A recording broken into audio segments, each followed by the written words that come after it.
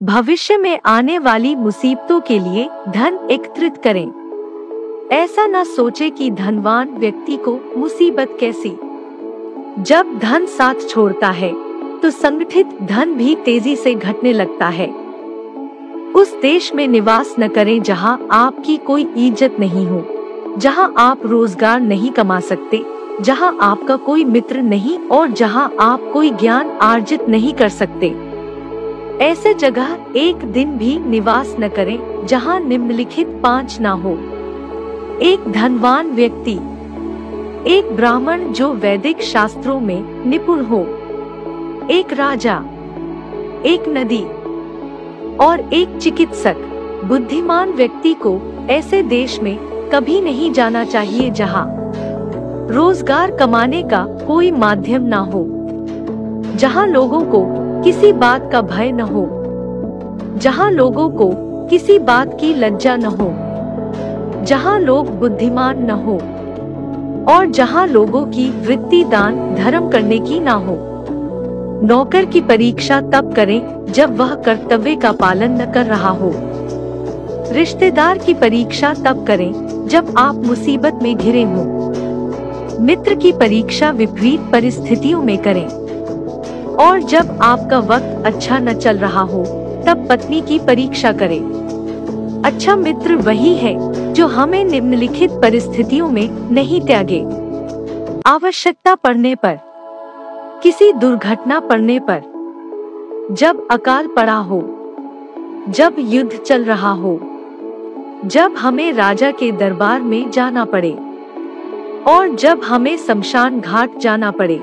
जो व्यक्ति किसी नाशवंत चीज के लिए कभी नाश नहीं होने वाली चीज को छोड़ देता है तो उसके हाथ से अविनाशी वस्तु तो चली ही जाती है और इसमें कोई संदेह नहीं कि नाशवान को भी वह खो देता है। एक बुद्धिमान व्यक्ति को किसी इज्जतदार घर की अविवाहित कन्या से किस वयं होने के बावजूद भी विवाह करना चाहिए। उसे किसी हीन घर की अत्यंत सुंदर स्त्री से भी विवाह नहीं करनी चाहिए। शादी विवाह हमेशा बराबरी के घरों में ही उचित होता है। इन 5 पर कभी विश्वास ना करें। 1 नदियाँ। 2 जिन व्यक्तियों के पास अस्त्र शस्त्र हो। 3 नाखून और सींग वाले पशु।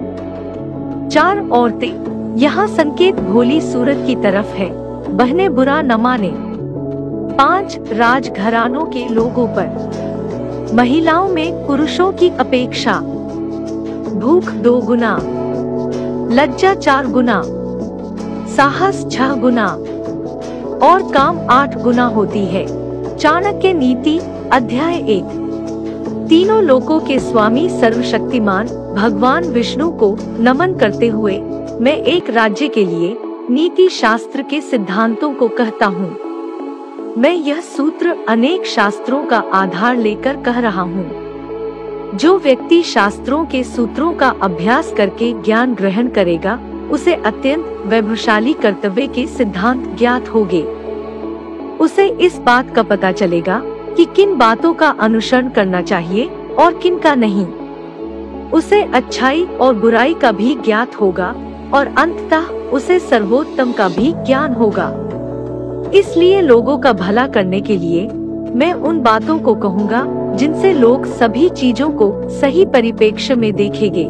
एक पंडित भी घोर कष्ट में आ जाता है यदि वह किसी मूर्ख को उपदेश देता है, यदि वह एक दुष्ट पत्नी का पालन पोषण करता है, ये किसी दुखी व्यक्ति के साथ अत्यंत घनिष्ठ संबंध बना लेता है।